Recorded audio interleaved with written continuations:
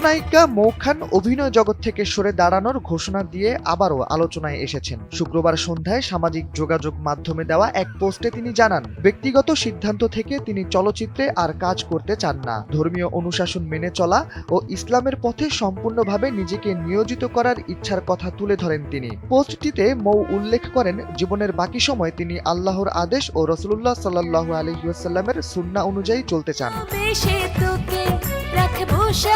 অভিনেত্রীর সেই ঘোষণা সামাজিক মাধ্যমে দ্রুতই আলোচনার জন্ম দেয়। অনেকেই তার এই সিদ্ধান্তকে সাধুবাদ জানান, আবার কেউ হঠাৎ এই সিদ্ধান্তে বিস্ময় প্রকাশ করেন। তবে ঘোষণার পর 24 ঘন্টা না যেতেই মৌ খান পোস্টটি নিজের টাইমলাইন থেকে ডিলিট করে দেন। পোস্ট সরানোর বিষয়ে তিনি কোনো মন্তব্য করেননি, যা নতুন করে কৌতূহলের জন্ম দিয়েছে। শুক্রবার দেওয়া পোস্টে মৌ খান জানান, তিনি আর চলচ্চিত্রে যুক্ত থাকতে চান না। অসমাপ্ত কাজগুলো নিয়ে তিনি নির্মাতাদের প্রতি অনুরোধ জানিয়ে বলেন, প্রয়োজন হলে তিনি নিজের অংশটুকু শেষ করে দেবেন, তবে ভবিষ্যতে অভিনয়ের সঙ্গে কোনো ধরনের সংশ্লিষ্টতা রাখতে চান না। তার ভাষ্য, তিনি ইসলামের পথে থেকে হালাল উপায়ে জীবিকা অর্জনের পরিকল্পনা করছেন। মৌ আরও লেখেন, ব্যবসার মাধ্যমে নিজের রিজিকের ব্যবস্থা করবেন। অভিনয় জগতে দীর্ঘদিন কাজ করলেও তিনি এখন সম্পূর্ণভাবে ধর্মীয় জীবনধারায় নিজেকে ঢেলে দিতে চান। তিনি আশাবাদী, নতুন পথ চলায় সবার ভালোবাসা ও দোয়া তাকে শক্তি যোগাবে।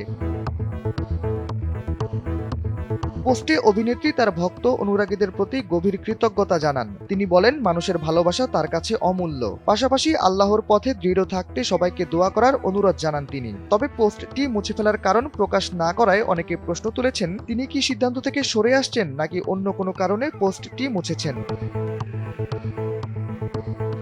শনিবার সকাল নাগাদ দেখা যায় মৌ খানের ফেসবুক টাইমলাইনে সেই পোস্টটি আর নেই। এই বিষয়ে যোগাযোগের চেষ্টা করেও কিছু জানা যায়নি। তার নীরবতা সিদ্ধান্তের ভবিষ্যৎ নিয়ে নতুন জল্পনার জন্ম দিয়েছে। উল্লেখ্য, 2019 সালে প্রতিশোধের আগুন সিনেমার মাধ্যমে চলচ্চিত্রে অভিষেক হয় মৌ খানের। এরপর বান্ধব ও অমানুষ হলো মানুষ সিনেমায় অভিনয় করেন তিনি। যদিও কোনো চলচ্চিত্রেই উল্লেখযোগ্য সাড়া পাননি, তবুও তিনি ধীরে ধীরে ঢালিউডের পরিচিতি লাভ করেছেন। নতুন এই ঘোষণা ও পোস্ট ডিলিট করা তাকে আবারও খবরের শিরোনাম করে তুলেছে।